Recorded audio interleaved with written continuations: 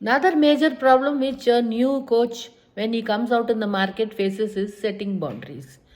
Because as a coach who does not have experience, setting boundaries is very imperative, but at the same time it becomes overwhelming and difficult also, because since you lack the experience, you actually don't know how to set your boundary. A client is there, and as a coach you tend to assimilate yourself with this problem, do empathetic hearing, you do all the listening, but at some point of time we try to get into the shoes of the client itself, which is actually not required. So as a thorough professional, as a coach and a clientele, we need to set boundaries like, this is my professional limit, over and above I will never step into it. So you need to be an empathetic listener. Be very careful, you need to be an empathetic listener. This is the greatest boundary, or I should say the demarcating line between being a counselor as or being a coach.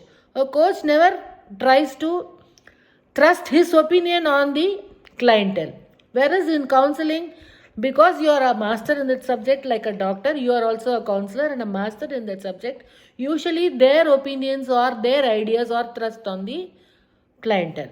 But in coaching, it is not like that. Why do you call as a coach? Because you don't trust your opinion or solution on them, but you facilitate your clientele to take his own decisions by only showing him the right path, whereas he is able to drive in that path and take the right decision. So you need to be very careful in setting that boundary, like the relationship between a coach and a client is a very professional one and of utmost confidentiality. Like, unless you gain or win the trust of your client, a client will not be ready to open up with you. That is why they want to choose senior coaches. They are very scared of choosing a fresh coach, because they don't know how confidential the matter would be when they talk to you or when they are going to confess to you. Unless the client confesses his problem thoroughly, as a coach you will not be able to guide him. So winning the trust is also an important.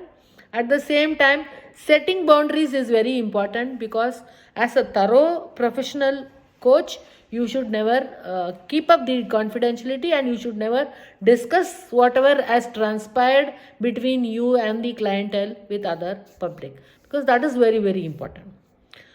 अगर इस चीज़ को मैं हिंदी में आपको समझाऊं तो, कि एक और समस्या, काफ़ी समस्या में एक और समस्या ये है कि आप अपना बाउंड्री कैसे एस्टेब्लिश करोगे. बाउंड्री माने आपका जो इलाका को आप कैसे डिमार्केट करोगे, यहाँ तक मैं कोच हूँ, यहाँ से वो क्लाइंट है, वो ज़रूरी है.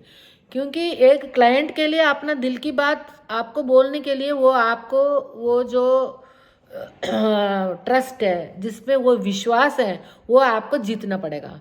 हर एक इंसान के साथ हम दिल खोल के बात नहीं कर सकते.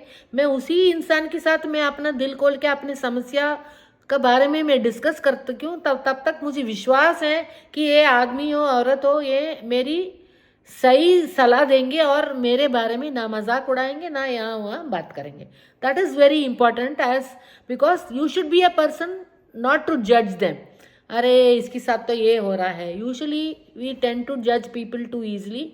तो ये चीज़ नहीं करना है. अगर वो उसका प्रॉब्लम है तो वो उसका स्पेस है. अगर आप इस पद पे बैठे हो, किसी दिन हमारा साथ भी ऐसे प्रॉब्लम हुआ था, उस प्रॉब्लम को हमने सही तरीके से ओवरकम किया था, इसलिए आज हम इस सीट में हैं, ताकि हम इनकी बातें बिल्कुल क्षमता के साथ हम सुन सकें.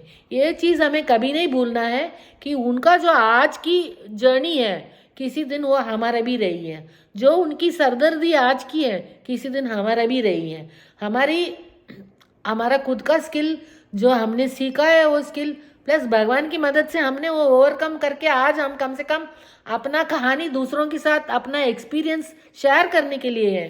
तो ये चीज़ को हम कभी भूलना नहीं चाहिए कि हम भी किसी एक दिन उस जगह पे थे, लेकिन आज हम यहाँ हैं. तो उस पोस्ट की जो है, वो जो कुर्सी की है, उसकी बिल्कुल हमें रेस्पेक्ट करना है. और जो क्लाइंट आपको विश्वास करके अपना दिल की बात बोल रहा है, वो बिल्कुल हमें अपना ऐसा कोच, हमें उसका बात सुनना है और उनकी तरीके से ही उनको सॉल्यूशन के लिए गाइड करना है ताकि वो सही डिसीजन ले लें। जो आपको सही लगता है, जैसे अभी मैं आपको उदाहरण देती हूँ, हस्बैंड वाइफ की लड़ाई चल रही है तो आप कभी नहीं बोलोगे नहीं नहीं उस आदमी से अलग हो जाओ, ऐसे कोई अच्छा कोच कभी नहीं बोलेगा। This is what is called as setting boundaries. अपना इलाका आप बांध लो, आप बताओगी, सही गलत बताओगी, इसका नुकसान उन्हीं की मुंह से सुनोगी। अगर हस्बैंड से अलग होगी तो उसका क्या प्रॉब्लम होगा, हस्बैंड के साथ रहने से क्या प्रॉब्लम होगा, कौन सी प्रॉब्लम सॉल्वेबल है, नॉट सॉल्वेबल है, क्या है करके वो कोची को, जो आपका क्लाइंट को, खुद अपना दिमाग से और दिल से डिसीजन लेने की मदद करें। क्योंकि आप कभी नहीं भूले, आप काउंसलर नहीं है, आप एक प्रोफेशनल कोच हो। ये चीज़ की जानकारी आप हमेशा अपना दिल और दिमाग में रखिएगा। धन्यवाद।